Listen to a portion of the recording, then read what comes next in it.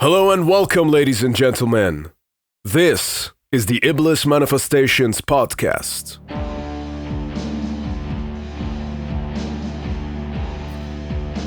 This channel features lengthy off-limits conversations with various different artists and entrepreneurs, predominantly from the underground metal scene. We take deep dives into the topics of life, music, spirituality, and take insight from a variety of thought-provoking perspectives from personalities who you don't often hear from in a mainstream settings. I am your host, Cheyenne, and I was originally born and raised in Iran and currently reside in the UK. I am the frontman and founding member of the black death metal band TRIVAX, who have been active since 2009. The band originally started in the Islamic Republic of Iran, where such type of music is banned as well as a punishable offense. You can check the band's pages for any updates on tour dates as well as new music. I am also a personal trainer and an online fitness coach who specializes in people achieving the best versions of themselves physically and mentally. Having been someone who was once extremely out of shape and overweight, I find it to be my duty to be able to pass on the information and knowledge which I've gained to help others achieve the same transformation. The Iblis Manifestations podcast also features a variety of solo episodes where I discuss personal experiences and anecdotes in a very candid fashion, covering everything from mental health, spirituality, philosophy, and even paranormal experiences. This is the Iblis Manifestations podcast. To support it, be sure to subscribe to the channel and visit the link in the descriptions. It's great talking to you, Cheyenne, really. And best of luck to your endeavors with this podcast. I think it's a great initiative. You're my favorite person to talk to for interviews and stuff. So I love what you're espousing out here. I love the knowledge and the perspectives that you're curating through this, and I'm just so honored to be a part of it. Thank you. As I told you, it was one of the most interesting interviews I've ever had, because we talk a lot more things than just music, and I really appreciated that. I respect you deeply, and it's an honor to be here. And friends, remember as always, better to die on your feet than to live on your knees. Enjoy the podcast.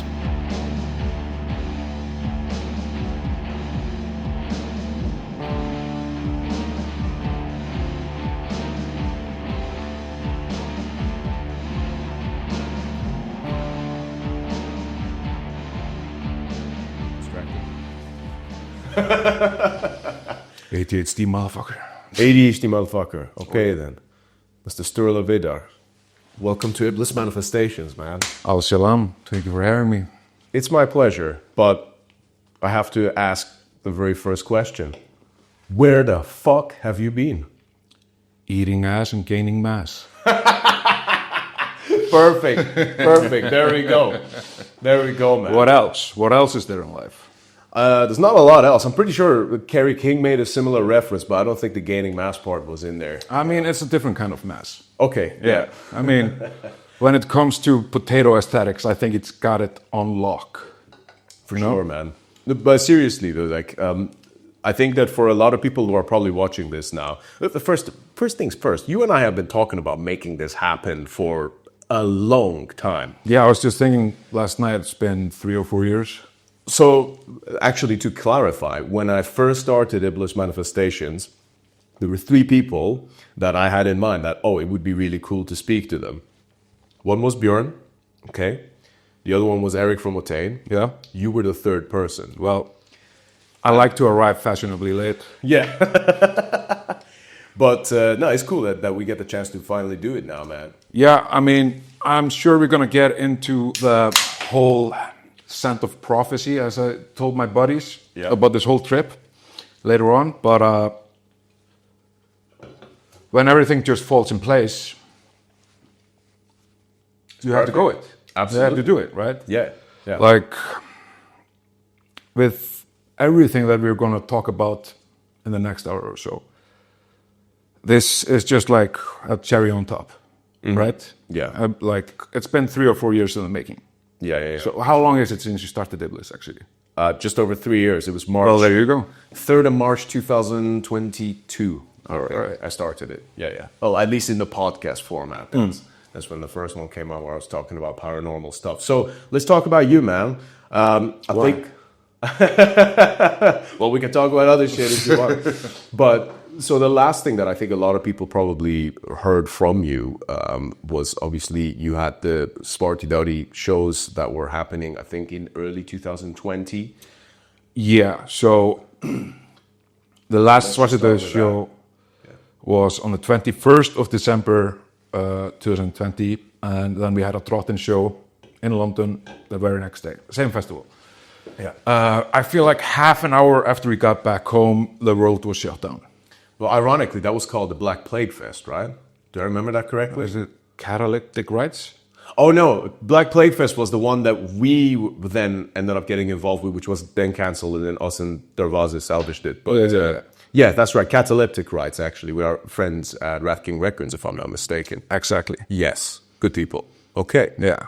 So you did those shows, go back, and the world is turning to shit. And then no one ever really saw anything from the band afterwards. And then the news kind of just bled out very slowly that, oh yeah, the band is disbanded now. Yeah, you didn't hear us say it though. No, that's what I mean. Yeah. So just tell me about that. So what have you been up to since then? I mean, the world shut down. Mm-hmm. Everybody is locked in. Yeah. It's kind of fucking weird, but I just started focusing on studying the blade, just training martial arts. Okay.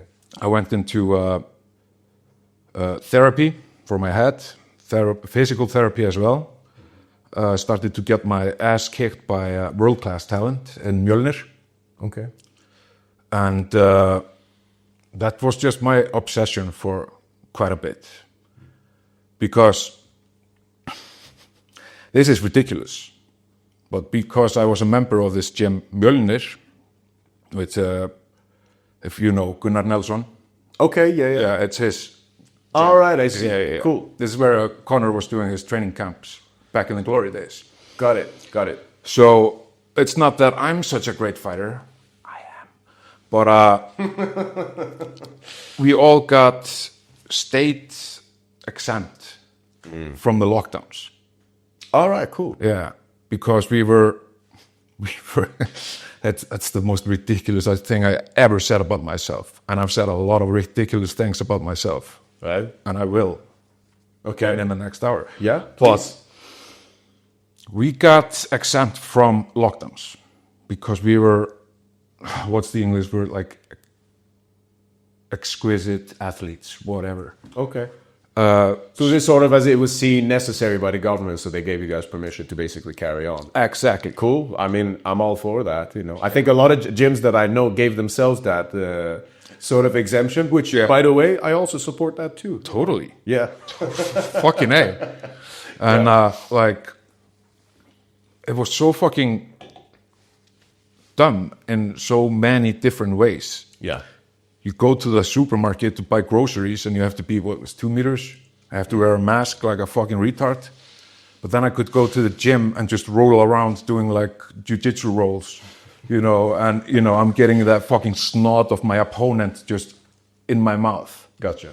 Okay. But there was not a lot of else. There's not a lot of other things going on during this time. Sure. So, yeah, I was just spending basically the whole day just training, getting my ass kicked. And yeah, and then of course that keeps going on. And, Svartidauði, are we dead? Are we not? I don't know. I'm not even sure if the other guys know. But well, that's interesting to hear. Right on. I'm not making any statements. Yeah. But we decided at least to go to sleep. Okay. And I was just mostly boxing. And then, of course, you probably I don't know if you had to take a break from music for any period of time. But after a while, I was like, okay, I accidentally wrote a song. Okay. Okay. I like the term accidentally in this context. It's just, it's just something that happens. Sure, no, I appreciate that. Yeah, Yeah, you're probably just messing around and then something kind of Exactly. came to be. And you probably didn't have anything specific in mind for it. Oh, no, nothing at all. Sure, I get that. But because I was also going to therapy for, at the same time, to get diagnosed with matrix shit ton of ADHD. Right. I was going to come to that, by the way, because you and I, we had a very interesting and actually for me very eye-opening conversation about it, where you said that being diagnosed with ADHD was basically like a life-changing thing for you. Absolutely. So it changed would everything. you mind breaking that down a little bit? We'll talk more about the band stuff on Yeah. Fuck music. About Who that. gives a fuck about music? Let's talk Well, about a lot of people ADHD. give a fuck. That's why they're here. But let's hear it. I mean,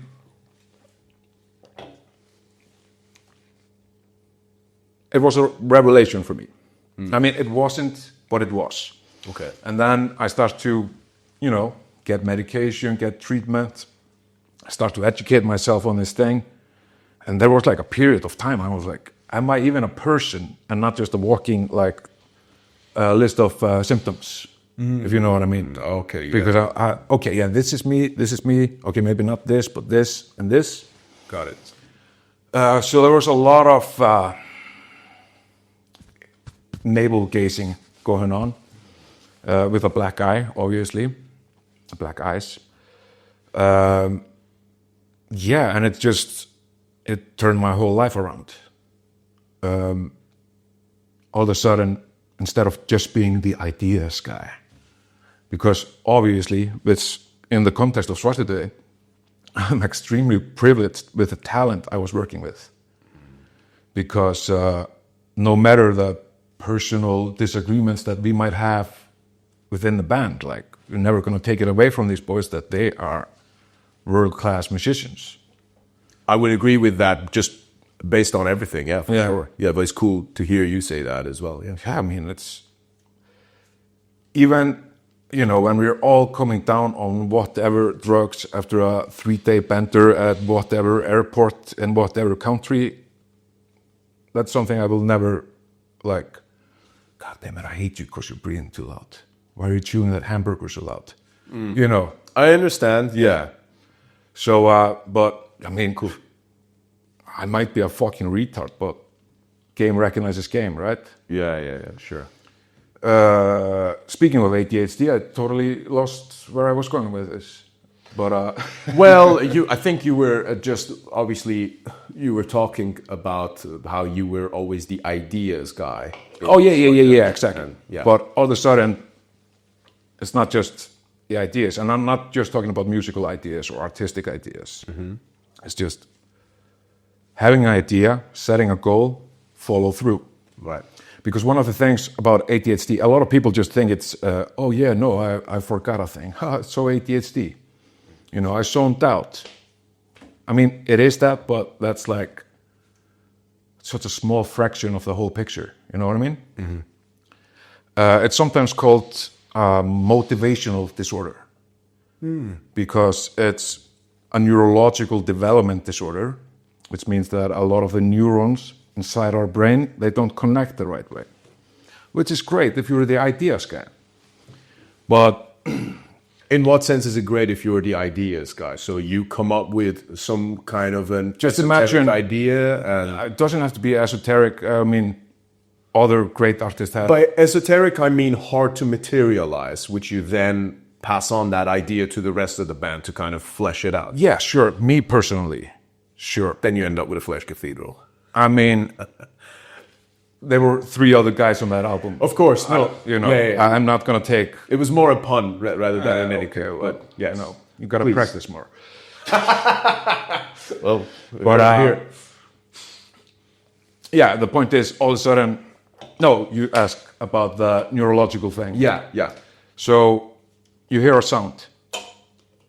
A normal person just hears the sound, and it just goes to the right place. People like me, I mean, there's nobody like me, but people with this neurological development disorder, they hear a sound and it goes to the wrong place. So you getting the input to the wrong station in your brain, and then something forms. So like, this is fucking retarded, but like, there was this place I was working at. I had to take out the trash through this big garbage, container. Right. And the squeaking door when it was like empty, like after they came and collected the garbage, like just opening it and hearing and feeling the physical reverberation of it. Like that gave me ideas for songs. Or like how we can make this into a guitar riff. This could be a lead or something. You know what I mean? So it's like having a really shitty computer that comes up with really, hopefully really good ideas. Does that make sense to you? It actually does. All right. Yeah, I'm kind of concerned that it does make sense, actually. I might have to look into some stuff after this conversation. Yeah? Yeah, maybe. But please carry on. So then in what other ways, sort of, at least in terms of behavioral patterns, because that's one understanding that I have is that with ADHD, obviously, you got, obviously it's a spectrum as they call it, you got everything's a spectrum. Yeah, right. But then you got people who kind of like, they call it like high functioning ADHD, stuff. You, as I understand, actually went on medication for it, right? Yeah. So how, in what way would you say then made you kind of reflect on things a bit differently? Did it affect your creativity, but maybe how did it impact your day-to-day life as well? I mean, like I said, people think ADHD, it's going to be like, oh, I zoned out, I forgot my train of thought, whatever. But there is so much more.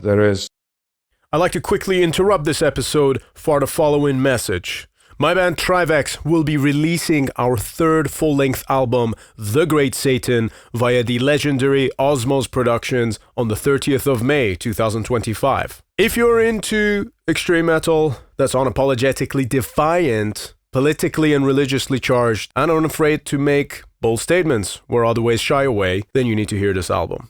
I would say that musically, The Great Satan blends dark ritualistic Middle Eastern elements with traditional folk and very dynamic usage of the extreme metal subgenres, creating a unique and immersive soundscape.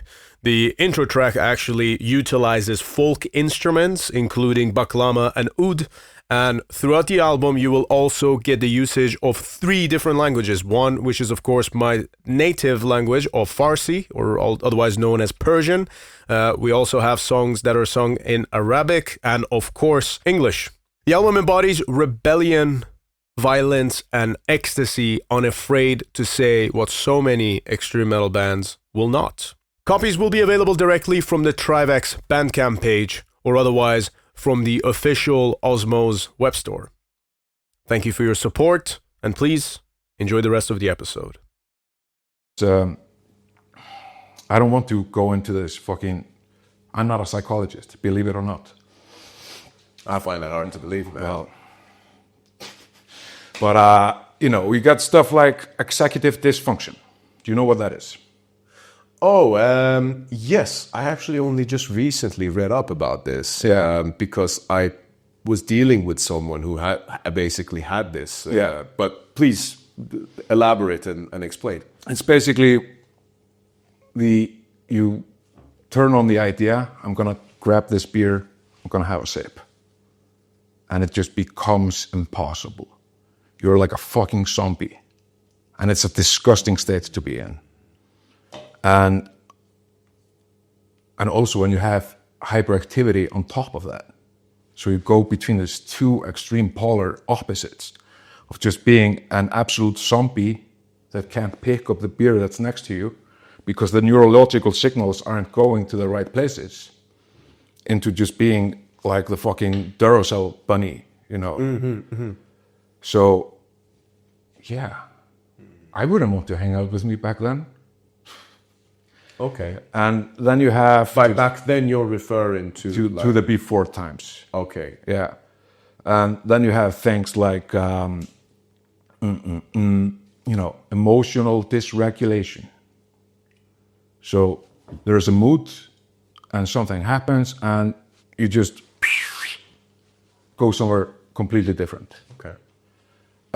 Again, neurological signals going to the wrong places. The input doesn't match the output. And there's a lot of these things that have long encyclopedic sounding names to it. Like I said, I'm not a psychologist, so I'm not the one that should be using these professional terms in this instance, but I think you know what I mean, though. Yeah, of It's course, like- I understand, yeah. And when you realize, like, because I'm old as fuck. I mean, okay, I met Blasphemy in the lobby. Maybe I'm not that old, but I was gonna say, you're not that old. no. But let's leave that off the record. Okay, sure, we shall. Yeah. But I was already in my mid-30s when I got the diagnosis, when I started this treatment. And, you know, just to see how much this thing saturated my day-to-day life, be it with the band, be it just personal relationship, be it and like just working, whatever. Okay. And then there's the dopamine-seeking behavior, he said while having beer. But, you know, it's all these kinds of things. Sure. And just learning about these things and being present in your own mind, because I've been doing meditation and magic for a long time. Okay. So I've managed to program certain things into my mind. And now I learn about this, now I can program that into my matrix as well. Interesting. Into my reality tunnel. Do you ever do any breath work? Of course. Yeah. I mean, That's good. breath, yeah, I mean, breathing is a subconscious thing that we're doing all day, every day. And once you take control of it, it's like you are taking the subconscious, you are consciously taking something subconscious and controlling it. It is so important. I mean, we're vocalists. Yeah. We have to know when to breathe. Yeah. Yeah. It's like, ba, ba, ba, ba, ba, ba, ba, ba. You know, we both lift heavy shit. You have to know when to breathe when you do it. Absolutely, yeah. Super important. Exactly. But I also think there's like there's definitely a spiritual element to that. Absolutely. It's like something Absolutely, you don't bro. quite realize until you get into it. Totally, 100%. Yeah. But like, that's what I'm building up to, actually. Sure. Because I think when you reach into the subconscious and you make it conscious, things start to happen, right? Yeah. And you're also manifesting your will into the physical. Absolutely. Yeah. During the time I was just, training martial arts 24/7. Okay, maybe not 24/7, because I was also going to Wim Hof classes. Oh, you were? Yeah. Okay, interesting. And it was like a 6-week program. Was that specifically on his breathing method, or did it also include like the cold exposure and all of that? It was both. Okay, Yeah. interesting. And the last class that we did, I unlocked some fucking DMT experience just by laying on my back and breathing in a certain way for an hour. I was tripping balls. Yeah. So That'll happen, man. People don't fucking realize it's like the kind of places you can go to. I mean, I've talked about this on the podcast before, but just think about it. There is an element of practice for sure. Yeah. Like you have to show up in that sort of context, but you've got Tibetan monks that can literally change the temperature of a specific part of their body just from their breath work, because they've been sat on top of a mountain practicing that shit Absolutely. for 3 years. Absolutely. Yeah. And, I'm not an anxious person, but I know that for anxious people, because that's also kind of like ADHD, because their neurological signals are going haywire. Like, what is taught to them when they start to deal with it? Yeah. It's focus on your breath. like I can already feel my heart rate going down just doing this. Yeah. I mean, But it also impacts the room, you know, because like it impacts the what? the room, Oh yeah, it's surroundings. Oh, totally. You know, there's like it's a very fascinating thing. You know, when I say you're manifesting your will, people don't realize it. Like, there's a lot of actual like professional bodybuilders that don't even look into that side of things. You know, I actually, maybe both you and I share a bit of a similar background actually, because we both come from very unhealthy backgrounds. Yeah, we used to be fat pieces of shit. For sure. Basically what you said. Yeah. But not just that, but it's the, you know, that fat piece of shit, in quotations, as you put it, that's a reflection of the state of mind and the state of spirit, you know, where you think you're onto something, but you're not doing the work to really back it up, you know? Totally. Absolutely. 100%. And I think that the thing with breathing, even when, like, let's say, for example, I'll kind of explain a little bit better what I mean by that, and perhaps you'll relate to this. But for example, let's say you got a bench here and you're breathing as you're about to perform the rep. Mm-hmm. You breathe out. Okay. And you can see it in the physical movement as well. That's it. Yeah. But that might to someone sound like, oh, well, bro, of course, that's what everyone does. But no, listen.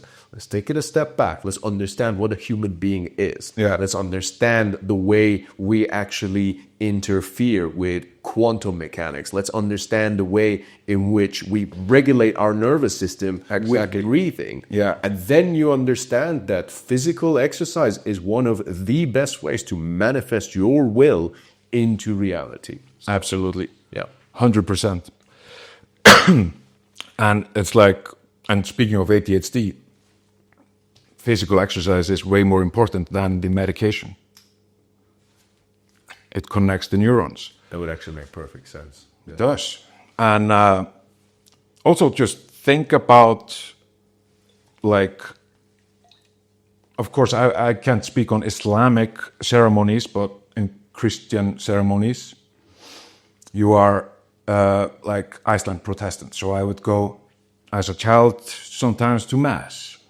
And they're doing this, we call it, röddun or something like this. And Röddun. yeah, it's just voicing, basically. Okay. Right. And, you know, it's this back and forth, like a litany almost. I mean, you don't have litanies in, anyway. Yep.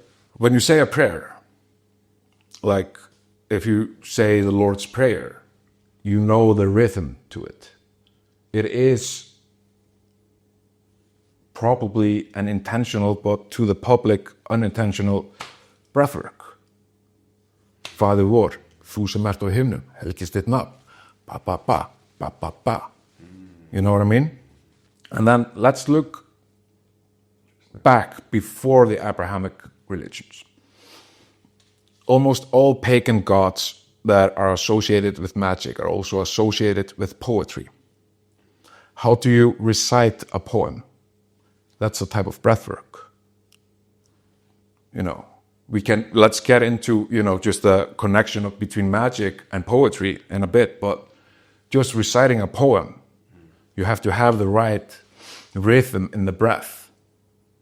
You know, if can take the most beautiful poem, and if your breath is offbeat, you're going to sound like an idiot. You know what I mean? Shit. Yeah. Do you know why I'm saying that? Because it's like, obviously saying words, it's a powerful thing as it is. Yeah. Because there's a reason why we call it spelling. Okay. And they've done like plenty of studies on this over time. But one of the interesting things, which as of late I've become very fascinated by, is the alchemical process behind stand-up comedy. Please go on. I want to hear this. Well, you think of it like this. It's exactly what you're saying, right? Stand-up comedy, I used to fucking hate it. I'd be like, well, why the fuck is this many people paying so much money? Smoke weed and watch Dave Campbell. To sit in a theater and watch one guy with a microphone. But then it was like, well, why are so many people doing that? And think of it like this. If you are to say a joke, that pause in between the words that you say... The timing of the delivery, yeah. So fucking important. Absolutely. I mean, that's the key to comedy, isn't it? Yeah. Yeah, it is. You know, it's his timing. Exactly. Comedic timing. Exactly. But I think that, and then that, when I say alchemical process, imagine this. I am going to use words, and by using words, I'm going to make your body shake and your head go red. And see, that's power. That's magic right there. Absolutely. You know, people don't look at it like that because we live in such a commercialized fucking surface level bullshit fucking version of what's fed down to us from the Matrix. But all of this is real. Yeah. And I find it so interesting to hear you talk about that, because that's immediately what comes to my mind. You know, is that by these words you unlock pathways in reality and you manipulate it. I mean, it reminds me of this, you know, Alan Moore, the comic writer, Chaos Magician. Okay, yes. Have you seen this documentary they made about him? I've like listened to some stuff before, but not a documentary. I'll send you a link someday. Yeah. But he makes this incredible point to me about the nature of poetry and magic, especially with the English language. Like you said, a spell is to spell. Yeah. Grimoire is grammar. To curse someone, you curse someone, you know. It's literally there right in front of you, but we don't see it until it's pointed out to us. For sure. You know. As we are pointing it out right now. Yeah, exactly. Better learn, kid. For sure. No, I think it's very interesting, man. But just kind of coming back into it as well, you know. So I kind of want to talk. I don't want to take too much of a turn here, but I do really want to hear more about the music stuff. Okay. Yeah. Because I think that what you guys did was so fucking interesting with Svartidauði. I mean, Flesh Cathedral came out in 2012. Exactly. December 2012. As the Mayan calendar predicted. As the Mayan calendar predicted, man. Fuck yeah. So I think that was obviously an album that, you know, anyone who will look back at it, you know, it was kind of like, I don't think anyone even thought about Icelandic black metal until that album happened, basically. I think Wormlust was a little bit before us. Sure. But that is true, but I don't, in terms of the impact, yeah. I'm also going to talk cultural impact as well, because that was a part of it. It wasn't just a musical thing, because I kind of feel like perhaps intentionally or not, or maybe both somehow, it was kind of like a perfect continuation of the, well, I'm going to say Norma Evangelium Diaboli pathway of black metal, which was really like in my eyes, perhaps the most relevant thing from like post-2000s black metal. Oh, absolutely, dude. Yeah. There's a reason why I'm wearing a shirt from a band that hasn't released shit for over a decade now. Sure. Still the best black metal band.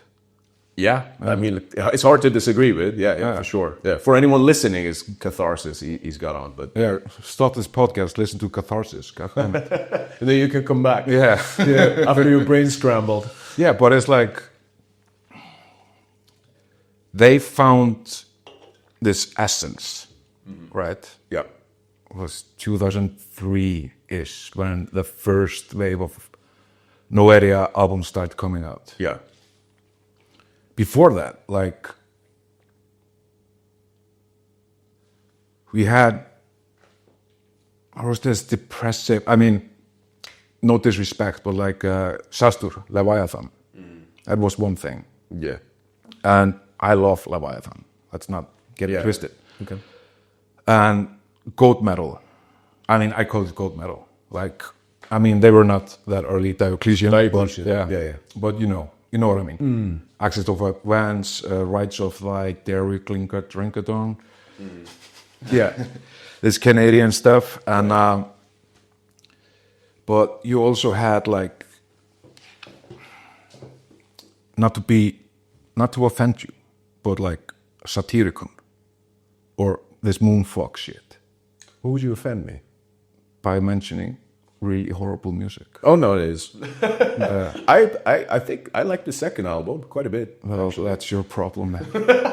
I'm not a therapist. All my problems. I mean, no. I mean, old Satyricon, of course, is Yeah, yeah. It's good shit when it's bad weather, but you know what I mean. Yeah, yeah. I No, mean, that's I do understand like what you were 90s. saying. No, listen, this is not a fucking class on elitism, but perhaps maybe it is. It should be. It should be. Okay, Yeah. now it is. Yeah. So, Shout out to the gatekeepers. fuck yeah. We are the gatekeepers, by the Fuck way. yeah. Yeah, yeah. The thing with it is that I want to speak specifically about your music back then, because there was like really nothing else at the time, you know. So what do you think it was that, you know, because art always reflects reality, very much so, and it reflects the personalities behind us. What do you think was so different about you guys that then made the music so different to everyone else at the time? It's because we had no friends. We had no connection to the outside world. We were just eating mushrooms, smoking weed. I remember when we wrote, because we always used to write together. Somebody would bring in a riff maybe, and it's like, okay, I'm gonna play this. Okay. But I'm gonna play this. Okay, then I'm gonna play this. Oh, well, then I am going to play this. You know what I mean? Cool. Right. And like the guitar work of Þórir and Nökkvi, if you listen to Flesh Cathedral, a lot of the time they're playing like completely different things. Yeah. Yeah, yeah. And You can see in the live footage alone, you know, like one's up here, the other one's up Exactly, here. yeah. They're different, yeah. so, when we like wrote the majority of like Sterile Seeds, I forget if we were in that fucking rehearsal room for like 12 or 13 hours, just straight. We didn't go out for fresh air. We would sit down, maybe have a cigarette or a joint or whatever. But we were just cut off from the world. And it's funny now, looking back, seeing what impact that album had. Because I remember when we were doing the very last session of recording Flesh Cathedral, I was like, it's gonna be so cool if we can find somebody to do like 500 copies on vinyl. And I hope we're not gonna be sitting on 300 copies in 5 years. Sure. It's like, we had no expectations. Because we didn't know any better or whatever. But I also think that's the beauty of it, because we didn't know any better. My dream was to have 500 copies on vinyl, right? It's kind of crazy when you look at what happened following that album. Of course. Yeah, yeah. So it's lightning in a bottle kind of moment. 100%. Yeah. Like, absolutely. I do not see, full respect to the boys, but I do not see us ever recreating that shit. I don't see anybody else recreating that shit. Not to say that somebody else can't make something greater or better, but they can't catch this. Yeah. Well, I think you also did the right thing by going a completely different direction by the time the second one rolled around. Yeah. Yeah. I mean, there's like, 6 years in between still? Yeah. But To the nevertheless. death. Oh, really? Yeah. All right, I didn't know that. It's. I mean, it was decided. It was I would imagine. Yeah. It's like, okay, we can release it in late November. It's like, yeah, but if we do it, 2 weeks later, then it's gonna be to the day. Right, I see. So it was 6 years to the day. Okay. And because there was this discussion within the band, like, we can't just make Flesh Cathedral Part 2. No, you couldn't have. No. Yeah. So let's do something else. Like, we never had an electronic press kit. What, the whole time? The whole time. We never.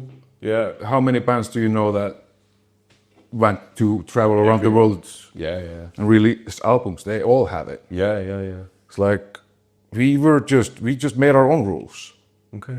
And I mean, that's what I think the beauty is of it. That's cool. One thing I really like about that album, especially a song like Psychoactive Sacraments, which is just like, fantastic. I was talking to you about that before.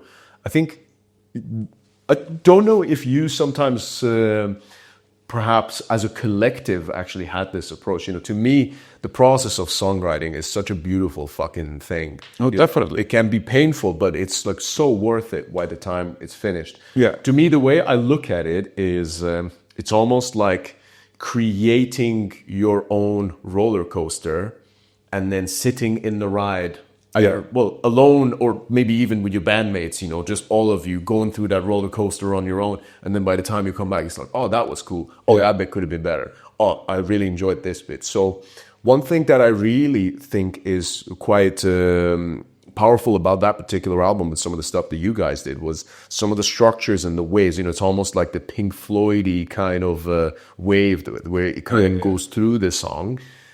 Do you kind of get that similar form of satisfaction out of it, where it's like you're decorating 20 minutes of time to your own pleasure? That's a beautiful way to put it. It is. You're decorating 20 minutes. Wow, dude. I'm going to steal that. Yeah, please. Fucking A, man. But you're doing that, so then you can simply sit through the ride and then just go through it on stage where you get the chance. For my part, that was not a conscious decision, but when you say it, it makes so much sense. Sure. Right. I mean, nobody knows this. I told you this like 2 days ago or something, that we had an album in 2008 that we didn't finish. 2018? No, 8. Oh, 8, like way early. Yeah. All right, okay. And Þórir went with his then girlfriend to live in Denmark for half a year or something. Okay. Some exchange. 2008 is so long time ago, I don't remember the details, but they went there, and when he came back, we sat down and we listened to it, and we were like, oh, fuck this shit. And on that version, we had Psychoactive Sacraments. It's the only song that survived that album that we threw in the trash. And it was like 8 minutes. Right. And I think the final version is 18 minutes? Mm-hmm. So, yeah, it all comes back to this, like, okay, we spent this time, we spent this money to blah, blah, blah. What's English again? To record this album. Yeah, got it. And fuck off. Wow. And yeah, it's good, right? Yeah. I think this is actually, we're going to go off topic now. This is something that other bands should also do. I think, and not just in black metal, death metal, or whatever, just music in general. It's the dopamine hit that your ego gets when you get the YouTube likes, when you get the Instagram likes. Mm-hmm. Sit back. Don't listen to it for 2 months at least. Give it some time, then come back to it. Do you still like it? Mm. Because I think there's a lot of music being released today that would not be released if people would just step away for a few months and then come back to it and see if it still has the same, kick to it. That's an interesting take, for sure. But I think this is not necessarily even a counter-argument, because I actually do agree with what you're saying. Yeah. But I think that there's also another thing that, what I was saying to you yesterday about your upcoming projects, which we will come to that, of course. But the thing is, like, sometimes as well as an artist, I actually look back at it as a mistake, is that in the early years, I kept writing something and then kept leaving it and then going back to it and then rewriting it. And then it's like, you realize that the whole point of art is to capture who you are at that present moment. Yeah. And the more you experience in life, your art is going to change with you. Yeah. So I think a part of it is that you release it out there. You might come back to it and you might not necessarily like it, but nevertheless, it's a map of your legacy as a human being. Totally. So, you still got to respect who you are. I think perfect example of it. I kind of learned this thought process actually from Metallica. Yeah. When they remastered And Justice and they still didn't put the bass in there, which I think in a way is kind of annoying, but I appreciate the fact that they were like, no, look, this is who we were at the time.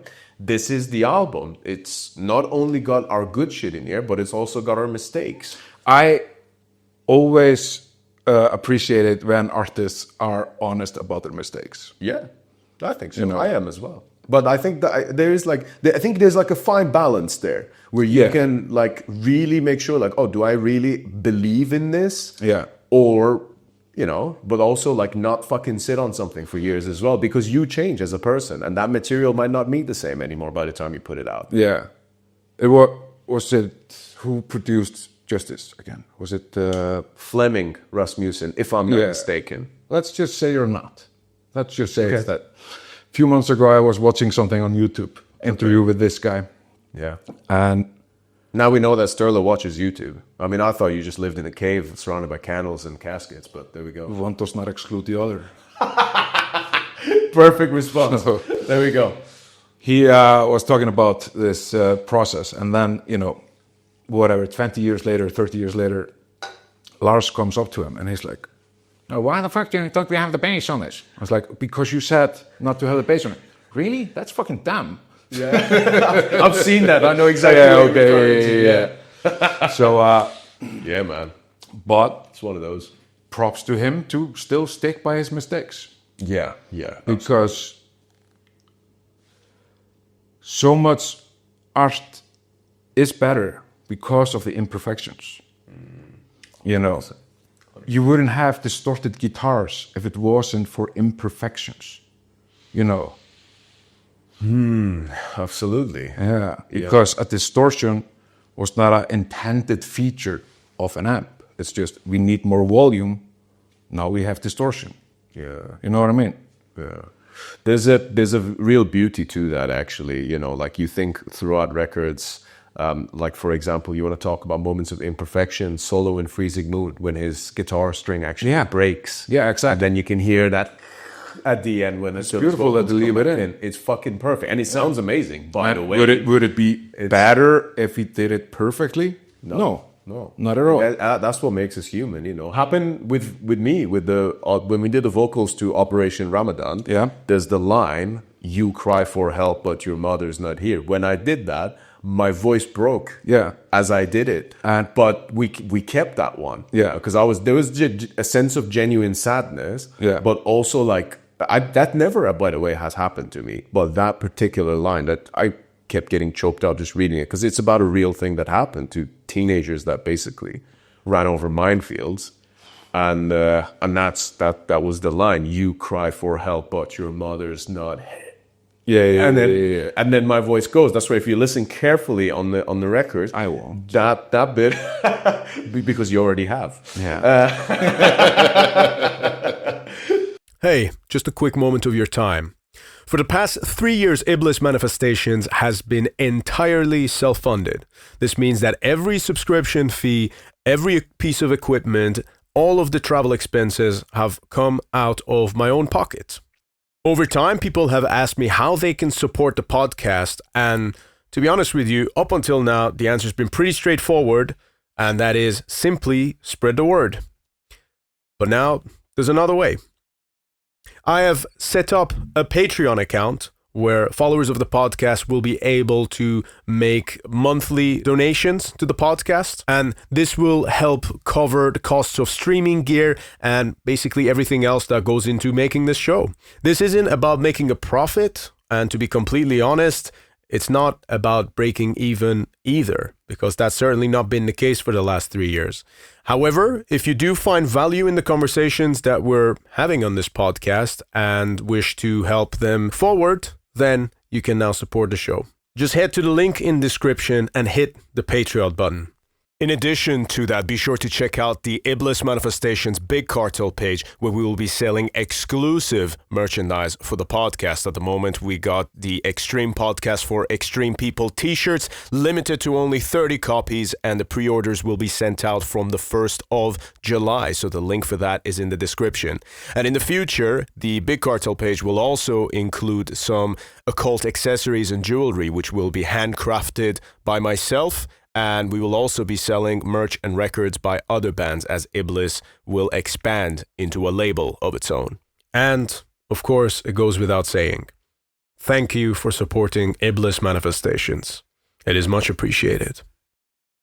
that bit just like kind of cracks and then my voice goes up. But I think that's the point and the beauty of this music. You know, that's why like all this, you know, I'm not necessarily anti-AI as a tool, but I think in the context As a tool, the context of music and art is such a fucking asinine thing, in my opinion, you know, because it's just the whole point of it was to express your vital nature. You know? Totally. Which is imperfect at its core. Absolutely. Listen to Flash Cathedral, count the times, fucking poetry, right? Yeah. Count how many times my voice breaks. Like in this Psychoactive Sacraments, for example. Yeah. And there's this big break, blah, blah, blah, just before the big solo at the end. Right, yeah. And what's it? The brothel of 1,000 young, what monstrous horrors lie buried beneath the depth of your psyche. Like, I'm something like a fucking 14-year-old.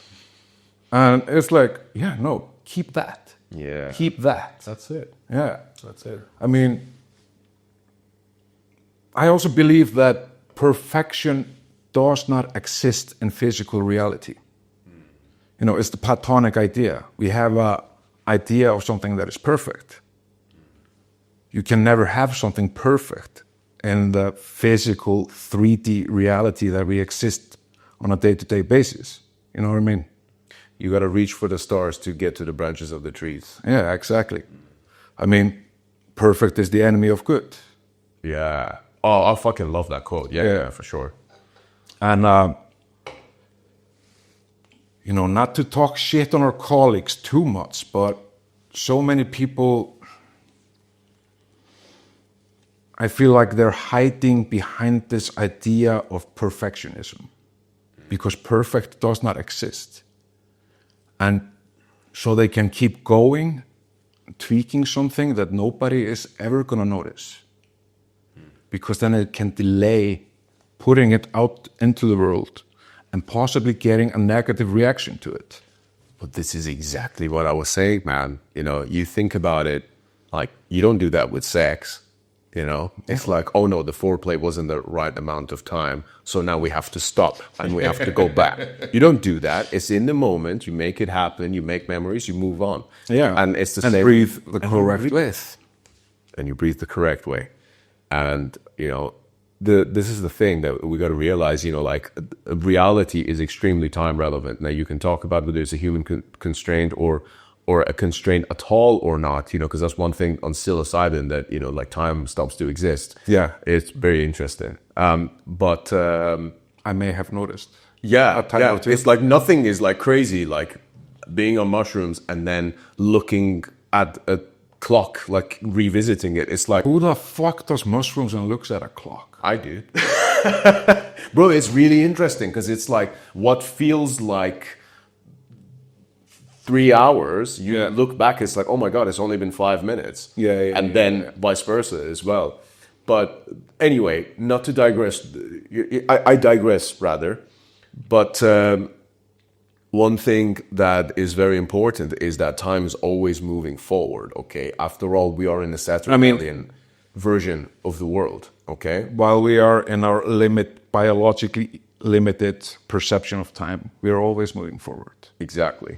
Doing enough psilocybin, maybe it's not moving forward. Yeah. Maybe events ripple throughout time, both backwards, forwards, and to the sides. Well, this is why it also made me, I mean, this will fucking blow your mind, because it did mine, but I was thinking that aging itself is only a result of the friction of our beings against the world, because we're moving so fast through the cosmos. That's definitely one way to look at it. Yeah. I mean, not just moving fast through the cosmos, but also environmental factors, stress, all of these things. Yeah. You know? Because, I don't know, I think that, you know, you think about your joints, they get fucked up. I think about my joints all the time. Yeah. They think about you too. Oh. But I think, you know, it's this constant kind of battle against existence, you know, like, you know, your bones and body starts to fall apart, you know, but... Yeah, but then it feeds to your friction. It does feed the air, yeah, but then that's a separate conversation. What I'm trying to say is like the question of time. Yeah. You know, it's a great Depeche Mode song also. But I think that it's the thing that regardless of whether it's infinite or whether it's limited, I think it's infinite rather, but then it's us that are limited. I think that that we have to work with that. So when it comes to how do you apply this in your own life, if you're gonna have something, you gotta treat. I think the best way to approach life is to treat it like a farmer. Okay. I'll elaborate on that. So there are different stages. You plant your seed, you let it grow, you water it. Okay. Now letting it grow and watering it is a different step process to the planting of the seed. Yeah. Then you let it come out, and it gets the sun, and then when it's ready, you harvest it. Yeah. And then you have to keep repeating that. If you're planting seeds year round, it's pointless. If you're watering the soil year round, that's also pointless and counterproductive. If you're harvesting year round, it's also counterproductive. So it's all about timing. Another perfect example. Sorry, let me interject here. Please. Yeah. On the train to this beautiful Spanish village that we are currently in. Right. I'm like scrolling through fucking Instagram. I see this meme. Okay. And it just says, the day that you plant the seed is not the day that you eat the fruit. Precisely. Precisely. So, please do go on. Yeah, no, that's such a great and relevant quote. And it's the same as going to the gym, right? Oh, yeah.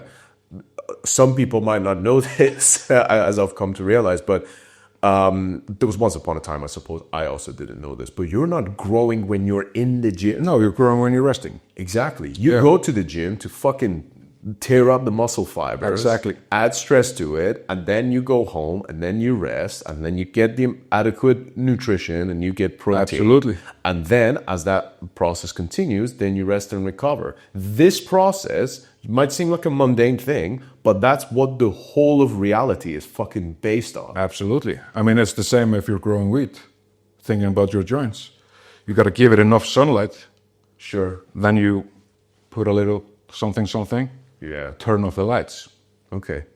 Then the next day, it will have grown. So to then update that quote from Instagram you had earlier, the day you plant the seeds is not the day you smoke the joints. I mean, not those joints. Not those joints. That's it, man. Yeah. By the way, I was talking about diet and stuff. I'll tell you a really funny anecdote here. Completely off subject, but fuck it, we're riffing. But back in 2018, late 2018, which I think was actually close to when obviously the second album came out, obviously. Yeah, because it came out 2018. Yeah, it did. but why? It's not related to the music though. Yeah. I remember reading a magazine interview with you. Okay. And you talked about a few things there. It was like a weird magazine because it wasn't like for metalheads. It was kind of like a normies magazine, or at least that's the impression that I got. It had a very normal picture of you there somewhere.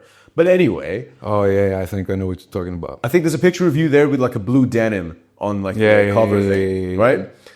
I got a good memory, but better than me. But the thing was that I remember reading on that, and just so people know as well, I don't study this shit before episodes. I just remember. I'm pretty good with that.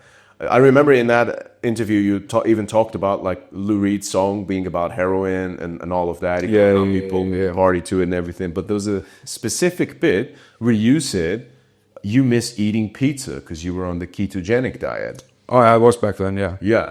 But you know what's interesting? That's the first time I tried the ketogenic diet. Oh, really? Yeah. I was like, oh, wow, this Sturla guy, that sounds interesting. So I then went and researched it for myself. Yeah. And at that point, I was still only about a year and a half into the gym. So I was still very green. I didn't really know what I was doing. Yeah. Both in the gym and nutrition, because I did the stupid thing of not getting a coach, as everyone who's listening absolutely fucking should do. Hit me up. So anyway, yeah, I was still pretty green by that point. And long story short, I thought, I'd give this ketogenic diet a try, And I went on Google and I researched it and I found out, it's basically when you don't have carbs. Yeah. So I only tried that because of you. Of course, as a result... I'm really sorry, man. Yeah, I mean, all that happened was that after 2 weeks, my piss started to smell a bit funny, and then I started to notice that I was a lot weaker in the gym. So I was like, yeah, I'm not fucking doing this shit again. So It's called at least I keto, tried. right? It's part of the process. It absolutely is. Well, the but thing at least about I tried it, and you were actually the catalyst. Yeah, as I was saying, I'm really sorry about that. But it's a great way to lose weight and a lot of weight in a short time. Yeah. Because I'm probably gonna fuck up the numbers I usually do. 1 gram of carbs binds 3 grams, 4 grams of water to it. Okay. So if you're not doing any carbs, then you're not binding the same amount of water. Yeah. So yeah, okay, I have a photo shoot in 3 months. I can do keto until then. Great. But not all of that is gonna be fat either. That's the tricky thing. You know, you'll lose fat, but you'll also lose muscle mass. And yeah. I mean, there's a reason why I haven't been doing this shit for now. Yeah. Because the thing is 7 years. You don't store protein in Yeah. your body. You just need that for obviously the muscle synthesis. Yeah. But whereas glycogen, you do store that in your body. Exactly. You know? And that doesn't necessarily go very well with a keto diet. I'm not against it. It's actually very good for cancer prevention, but it's not epilepsy. epilepsy. Yeah. Oh, interesting. That's how they came up with it in the first place, actually. Yeah. But I think it's one of those things, you know, when you start to eliminate stuff, people notice that they feel better because... I also just think it's a good practice to restrict yourself. You can restrict yourself in a million different ways in life. It builds character. It builds discipline, you know. 100%, bro. So if you are just starting out on your fitness journey and you're gonna have to restrict something in your diet, right? It's a good exercise. But even the word restriction, I think, is a bit like, you know... The word of restriction is sin. The word of sin is restriction. Yeah, I think a better term for it, perhaps, is just be more calculated, be more educated. Exactly. And obviously, if you get a coach, then they'll kind of do that for you. They'll But the coach is not gonna spoon feed you. No, you got to do the work yourself, Yeah. but you don't have to know have what a the work is. Exactly. So the coach is going to tell you what the work is. That's their job, basically, you know. And then once you know, then yeah, of course, it is down to the individual to put in the work. Yeah, totally. It's like, you know, it's just restricting yourself, even if it's just for a certain period of time. It builds discipline. Yeah. Right? Discipline is actually good for you. It's the best thing for you. Fucking hell. There is no freedom without discipline. 100%. I'm on vacation, by the way. Yeah. But you know what I mean? Yeah, man. 100%. So as a man... Preaching to the choir. So as a mental exercise, I think something like this is good. Yeah. When I was a fat piece of shit and I just saw the numbers on the scale go down, I saw my pants getting bigger, it's good.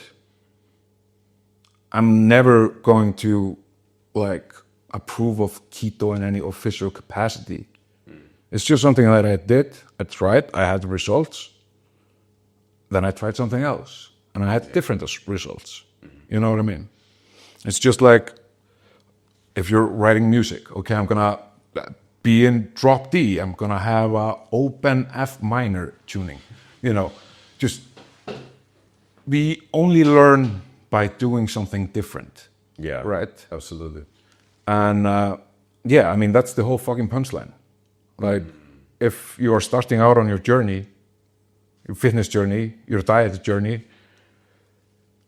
find something. Like, whatever. Also, for magical purposes. Okay. If you are practicing meditation, you know, I want to sit here and I want to focus on that keyhole that is out of frame. You know, in book 4 by Crowley, he says every time you break the concentration, you should cut yourself. Just because then you're going to learn not to break concentration. I think that's a super English perspective. I'm not condoning it, but you know what I mean. Yeah. It's like Ramadan. Like, people restrict themselves in a way that I would never do, but it helps them attain some spiritual goal or whatever. I mean, Well, I do believe in the powers of that, but I also think Ramadan in particular, maybe my judgment comes with a heavy bias I have against that particular religion. You're biased against Islam? But never thought it. A little bit. Amazing. Just a bit. The thing is, the idea on paper I think is great, but then it comes with, this horrendously gluttonous culture that comes with it. Like, people almost eat more in the evening then, after 6 p.m.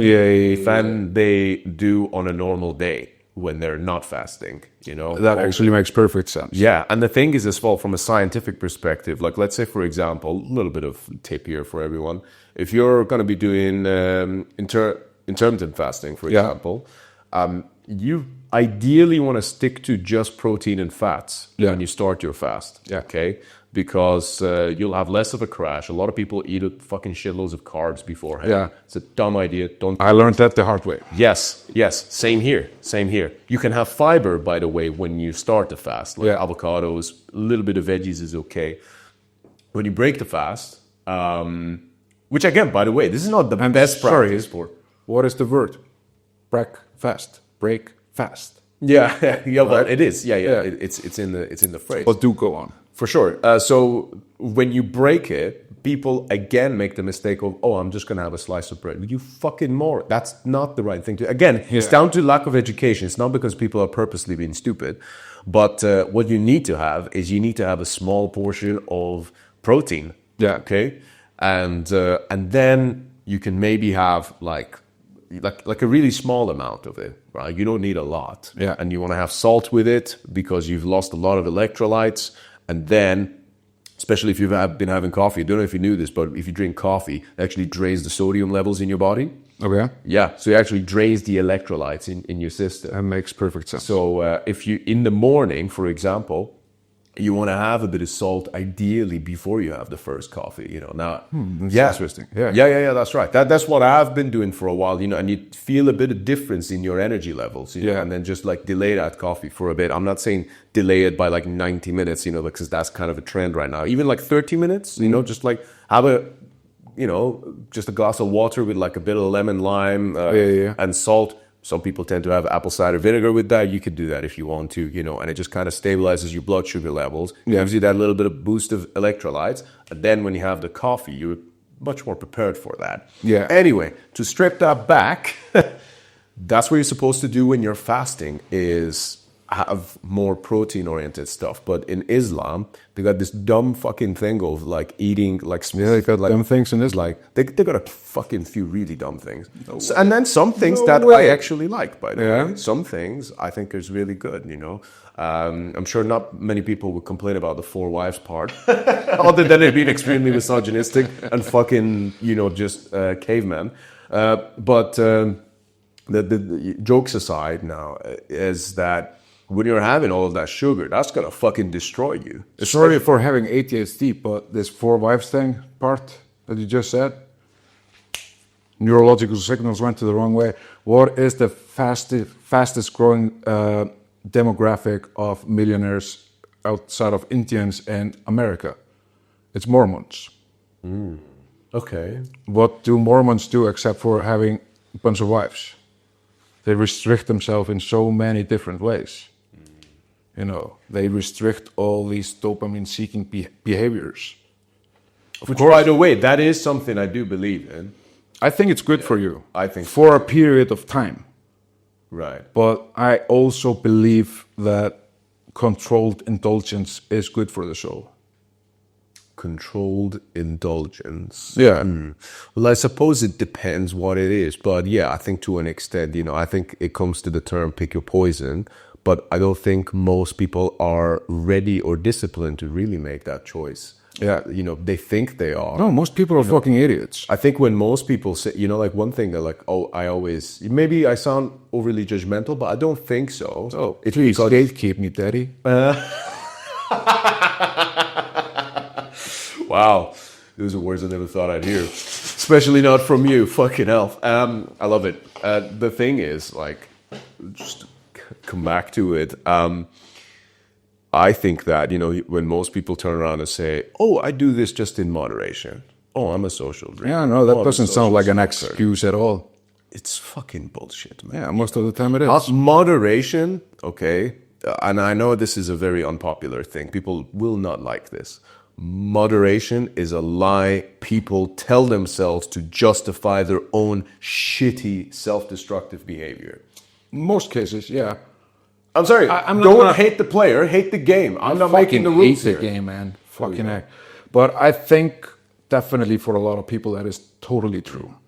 It's a lie that they tell to themselves. But I'm just basing it on my own experience. Sure. Like, I'm on vacation. I'm indulging. Yeah. This is not the life that I have back home. You know what I mean? Yeah. So, everything is a spectrum, right? Yeah, of course. The thing I want to clarify with that as well, you know, like for me, I wasn't like this overnight either, okay? No, of course not. Like, it took me years. That would be really concerning if you just woke up one day and just... Yeah, for sure. Yeah. You know, like for me, people know this. No alcohol, no cigarettes, and, you know, I've talked about it before. I like DMT. Yeah. That So you indulge. Yeah. But I find that to be a sobering experience. I don't actually even see it as indulgence. I actually find it to be really uncomfortable, but I kind of see it as like more of a necessity. Yeah. You know, and people who don't know it won't understand that perspective. People who do will understand it. And also, yeah, one of the biggest things I did, bro, is just not watching porn. Oh, dude. Fuck. I haven't watched it for 3 years, and it's like one of the best things I did for my brain, for my mind. Yeah. For real. Fuck. We had this talk briefly, private messages, not that long ago. If you look at the symptoms of porn addiction, and you go and you look up the ancient literature on Succubi and Intupas, Yes. it's the same fucking thing. Very interesting. It drains you of your life force. Absolutely. And like, I can take up my phone now and I have access to more boobs than all my ancestors combined. Yeah. That's not a natural thing. That's not something that the human nervous system has adopted to. Certainly not a good thing. No. No. But yeah, no, it's like, I totally believe that. Yeah. And, you know, please don't look into who owns all these free porn sites or anything like that. Don't look into Well, there's a lady out there who's doing a fantastic job of Yeah. that at the moment. Of her name escapes me, Layla something. She's got a really good chat on Theo Von's podcast. Yeah. Watched that one a couple of times. Yeah. It's really important. And obviously for me, it's cool seeing that stuff because I'm discovering it after I've already kind of left that world. Yeah. Because the thing is, okay. She's also like uncovering like the fucking disgusting human trafficking and sex slavery that is involved, at least was involved. I don't know. So you know exactly who I'm talking about. Yeah. Yes, but I don't remember her name. No. I only remember her first name, I'm Yeah. afraid. We'll fix this later. But basically, if people want to check it out, just go search Theo Von and then just write Pornhub. I'm sure it will be the Just first go thing on that comes up. Pornhub. Or Look just- for Theo Von. Yeah, don't go on Pornhub. But the thing with it is that people might hear that and think, oh, why not, you know, like indulge, whatever. Okay, let me come at you from a different angle with this whole thing, all right? We want to talk about magic, you know, all these fucking black metal kids who are like, oh, yeah, magic. Yeah, they read the whole Wikipedia article on the clip of. Yeah, right. Like, the whole Wikipedia article. Yeah, It's like, they did. Yeah. They even laid out emphasis and so emphasis. true. Yeah, 100%. So everyone, you know, and this is, by the way, not when I say kids, I'm referring to both males and females, you know, of some of them are You know, not to be too modern about it. I believe that kids is a gender neutral term. Yeah, it is. I agree in that context. But the thing is that, you know, like, if you understand just the very, very, very basic fundamental concepts of just sex magic, okay, you understand that when you project your semen, What is the key to sex magic except for like breathing correctly? It's restricting yourself because you're about to burst, but you don't. Yeah. You draw it back in and then you build the energy back out like a fucking swan song, right? Yeah, absolutely. Please keep going. Yeah, and it's healthy, by the way. It's okay to pause for a second because you want the journey to become. Yeah, fucking right. But anyway, different topic. The thing that that happens is that every time you come, like, it's not just a physical thing that happens. You're not just like fucking excreting selenium and zinc or whatever. Don't ask me why I know what's actually in it. But believe me, I won't. yeah, no, but the thing is as well is that when you're doing that, you are feeding into something. Yeah. When you look at a picture and you do that, you're feeding that picture because you Absolutely. you already do that just by looking at something. That's why the Kaaba in Mecca actually concerns me, because of the constant wave of energy, the human energy that's It around looks so it. fucking demonic to me. I love it. It's I'm glad that I'm not part of it, but when I see it on a video, and well, that's a magnetic field. And by the way, that's something that they don't talk about on the Wikipedia article about the clip of. They do not. No. But And it's by the way, the fucking black black. cube, that's a representation of Saturn, but this is a totally different topic. I think we've blown people's brains enough as it is. But my point again being that if you're watching some fucking, let's say, OnlyFans girls, you're jerking off. When you come, you're like feeding into that image of that person. Yeah. And that person is already a lost person who doesn't know what the fuck they are doing. So But they are the whole having- thing is just, it's just so unbelievably twisted, because in that process you're also becoming weaker. Yeah. So why is it that men feel like shit every time they fucking jerk off? It's because I feel great when I jerk off. What the fuck? well, that's your problem. No, but serious jokes aside, you know, like, it's a common thing for guys. You know, I'm not saying it's not necessarily how I feel. There's plenty Post of not times- clarity. Yeah. There's plenty of times I do it up. You know, like I actually, I'm lucky enough to very rarely do it nowadays on my own. But the thing is that for a lot of people, you know, guys, once you do it, you feel like a piece of shit. Why is that? It's because every time you come, your testosterone plummets. Yeah, that's true. But in the context of sex, you are actually replace achieving that. something. Well, it's your hormones. You replace the loss of testosterone with when you- oxytocin. Yeah, and when you which is- breathe, you get the pheromones of your partner. Absolutely, yeah. So that skin, you know, the cuddles out. Yeah. That Totally. actually does a lot of good for you. Yeah. But the thing is that in this porn culture, you're constantly throwing away your energy. And then people wonder, oh, why am I depressed? You're fucking depressed because you're throwing away all of your energy at random things that are never going to give you anything back. Exactly. That's why. 100%. Yeah. 100%. So quit watching porn. Yeah. It'll do everyone wonders. I forget where I have this quote from, but it was like, nothing is erotic anymore, but everything is pornographic. Ooh, that's good. Because- that's a very sad but very somewhat true. accurate. Yeah. Yeah. Because I think eroticism is quite healthy. Pornography is not. And there is a distinction. And I am not the man to make that distinction. But does it make sense to you? Well, for sure. You know, Because- there's the process that's a naturally occurring thing, which literally is the driving force behind life as we know it.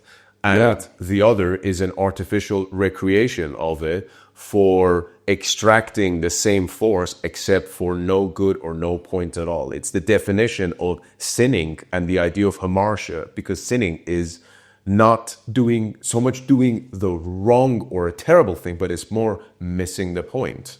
It's like you got a gun, and then sinning is if you know that the aim is there, you go shoot that way instead. That's the It's definition. an of sinning. interesting way to put it. Credit to Peterson for that idea in my head, but it makes perfect sense when you reflect on it that way. And in that context, it makes perfect sense. Yeah. Yeah. I mean, yeah. I don't have a punchline here, but Okay, just a quick one here.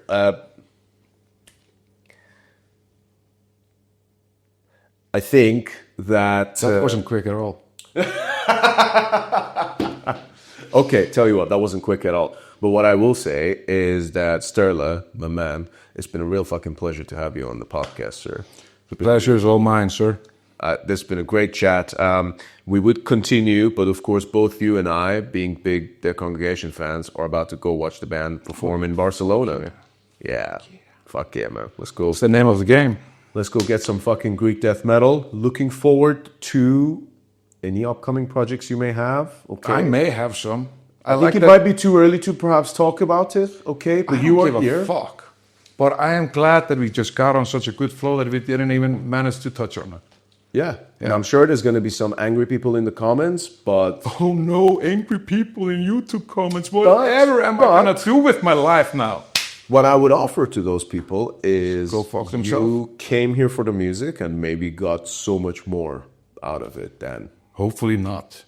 Hopefully you're fucking disappointed and frustrated. And, you know, you're contacting YouTube fucking premium customer service like, I want a refund. Well, be careful putting words like that out there, because that could manifest. You know when you say hopefully, you know, you're casting spells. Yeah. Someone is actually writing to YouTube right now. And the thing is, Satan is adversity. You don't grow stronger without resistance. So let's not make it too easy on ourselves. Let's welcome the adversity into our life. Let's welcome the resistance training of whatever. You know what I mean? The shadow self. Yeah. It's a very interesting concept in Zurvanism and Zoroastrianism, man. Yeah? Yeah. Let's get into that now when we're saying goodbye. I like it. Yeah. All right, man. Let's go see that congregation. It's been a fucking Fucking pleasure. A. Appreciate you. JFK killed himself.